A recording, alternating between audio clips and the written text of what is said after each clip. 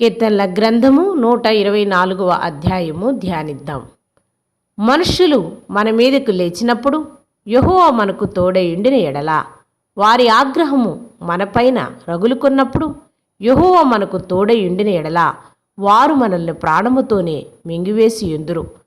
జలములు మనల్ని ముంచివేసియుండును, ప్రవాహము మన ప్రాణముల మీదుగా పొర్లిపారియుండును.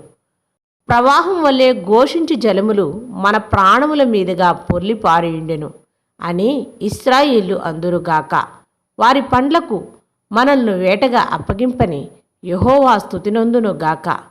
పక్షి తప్పించుకున్నట్లుగా మన ప్రాణమును వేటగాని ఉరి నుండి తప్పించుకొని ఉన్నది.